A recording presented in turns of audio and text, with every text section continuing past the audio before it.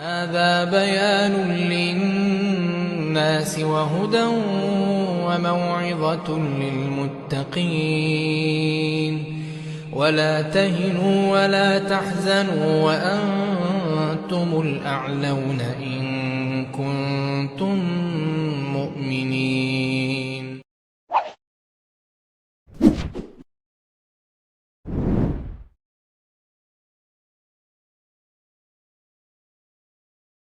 Bismillahirrahmanirrahim. Assalamualaikum warahmatullahi wabarakatuh.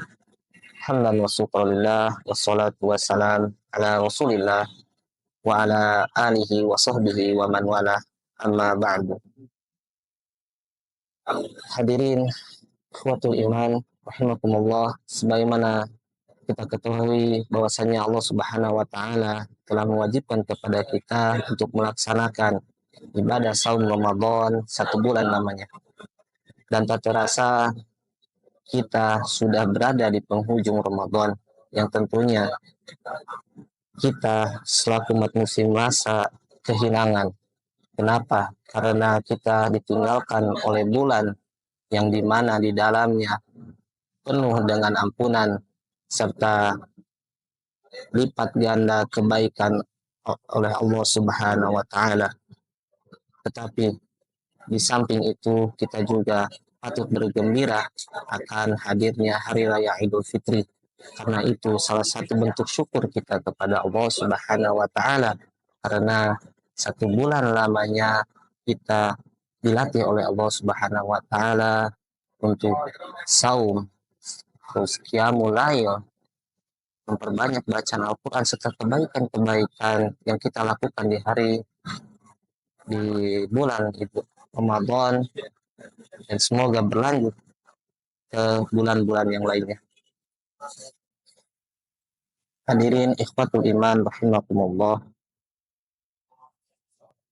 kurang rasanya jika kita bertemu dengan hari raya Idul Fitri tidak dengan pakaian yang baru, penampilan yang baru, serta berbagai makanan yang disiapkan untuk menyambut hari raya Idul Fitri. Tapi pernahkah kita berpikir apa sebenarnya arti sesungguhnya dari Idul Fitri, serta kapan pensyariatan hari raya Idul Fitri, serta sunnah-sunnah apa saja yang dianjurkan dilaksanakan ketika hari raya Idul Fitri. Fatul iman rahimakumullah, Idul Fitri sering kita dengar dengan kembalinya ke fitrah atau kembalinya suci sebagaimana bayi yang baru dilahirkan. Perkataan itu ada benarnya, tetapi tidak selamanya benar. Kenapa demikian? Karena kenyataannya banyak orang-orang yang ia bertemu dengan bulan suci Ramadan tetapi tidak diampuni dosanya karena tidak menjaga syarat-syarat Ramadan serta rukun-rukun yang ada di bulan suci Ramadan.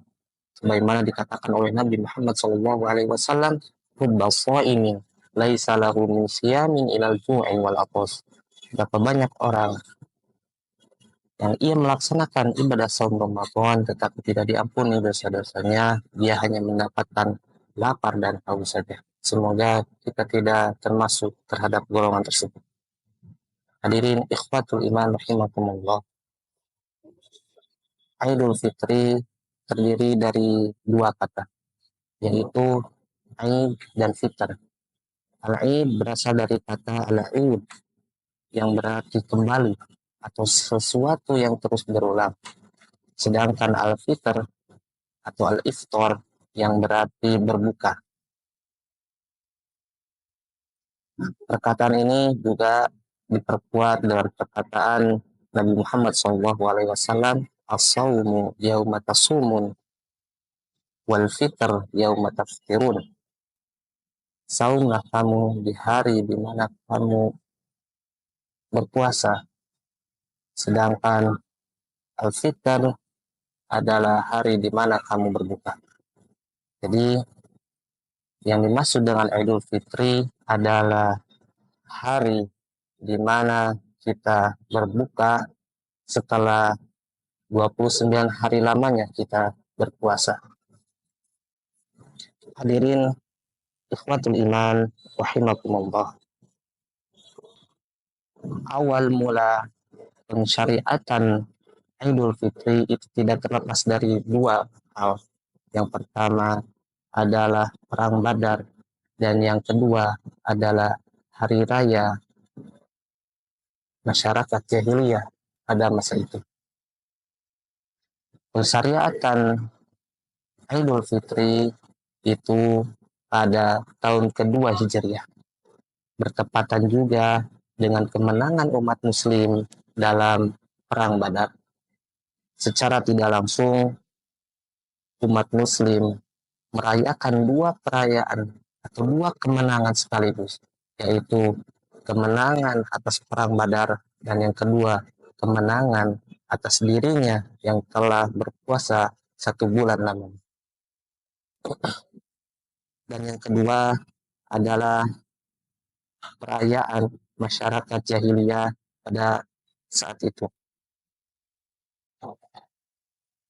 Idul Fitri tidak bisa dilepaskan dari perayaan masyarakat jahiliyah pada masa itu. Kenapa demikian? Karena sebagaimana dalam hadis yang dikatakan oleh Anas bin Malik, Anas bin Malik qala kana li ahli jahiliyah yauman fi kulli sanah yal'abuna fihima, falamma qadima Nabi Muhammad sallallahu alaihi wasallam abdalakumullahu bihima khairum minhuma Idul Fitri wa Idul Adha.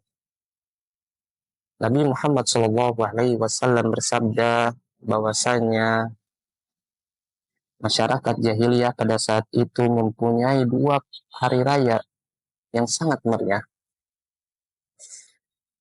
Orang-orang jahiliyah memeriahkan dua hari tersebut.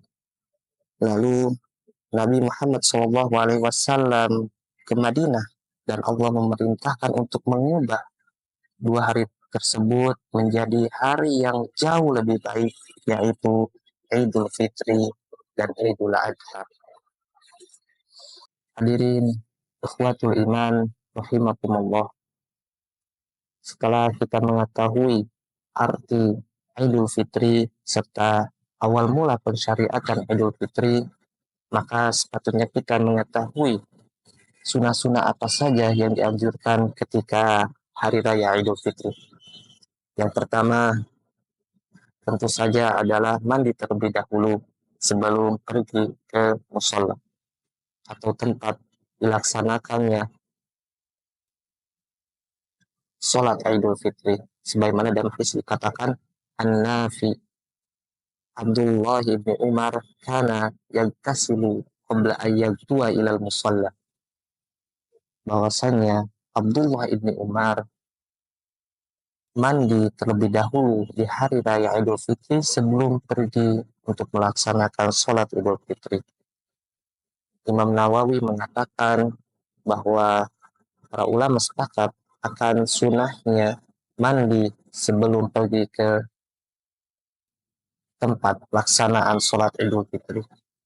Yang kedua adalah berhias serta menggunakan pakaian terbaik, bagaimana yang dikatakan dalam kitab Bulughul Maram nomor 533, kana li Nabi Muhammad sallallahu alaihi wasallam jubbatun yalbisuha fil aidain wa yaumul jum'ah. Sungguh Nabi Muhammad sallallahu alaihi wasallam mengkhususkan pakaiannya untuk dua hari raya dan hari Jumat. Makna pengkhususan di sini bukan selalu bermakna baru, tetapi pakaian yang terbaik yang digunakan khusus ketika hari raya Idul Fitri, Idul Adha, serta hari Jumat. Sunnah selanjutnya yaitu makan terlebih dahulu. sebagaimana dikatakan dalam hadis karena di Nabi Muhammad Shallallahu Alaihi Wasallam la yabdu yaumal fitr hatta yakul wala yakul yaumul adha hatta yarji. Sungguh Nabi Muhammad Shallallahu Alaihi Wasallam tidak pergi di hari raya, tidak pergi terlebih dahulu untuk melaksanakan sholat sebelum ia makan terlebih dahulu. Tetapi berbeda hanya dengan Idul Adha. Beliau tidak makan terlebih dahulu sebelum ia kembali setelah pelaksanaan Idul Adha. Sunnah yang selanjutnya, sunnah yang keempat adalah bertakbir kepada Allah Subhanahu wa Ta'ala. Ini juga salah satu bentuk syukur kita kepada Allah Subhanahu wa Ta'ala, sebagaimana dikatakan dalam Al-Quran Al-Baqarah ayat 185, walitukmil iddata walitukabbirullaha ala ma hadakum wa la'allakum tashkurun. Maka agungkanlah nama Allah Subhanahu wa Ta'ala atas petunjuknya yang diberikan kepada kamu supaya kamu menjadi orang-orang yang bersyukur. Juga ini yang dicontohkan oleh Nabi Muhammad Shallallahu Alaihi Wasallam, karena di Nabi Shallallahu Alaihi Wasallam yahtuju yaumal fitr fayukabbiru hatta ya'til musalla wa hatta yaqdiyas shalah. Sungguh Nabi Muhammad Shallallahu Alaihi Wasallam ketika hendak pergi, ketika keluar dari rumahnya, beliau bertakbir sampai datang ke lapangan dan juga sampai dilaksanakannya sholat Idul Fitri. Yang kelima, dari sunnah-sunnah Idul Fitri adalah saling mendoakan satu sama lain. Hal ini sudah dicontohkan oleh salafus saleh zaman dahulu. Karena ashabu Rasulillah yaumal fitr yulqiqa ba'duhum min ba'd fayaqulu taqabbalallahu minna wa minkum. Sungguh para sahabat Nabi Muhammad Shallallahu Alaihi Wasallam di hari raya Idul Fitri ketika bertemu mereka saling mendoakan taqabbalallahu minna wa minkum, semoga amal kami dan amal kalian diterima oleh Allah Subhanahu wa Ta'ala. Dan yang terakhir adalah berbeda antara jalan pulang dan jalan kembali. Bagaimana dalam hadis dikatakan karena Nabi Shallallahu Alaihi Wasallam yaumul fitr khaliful tariq.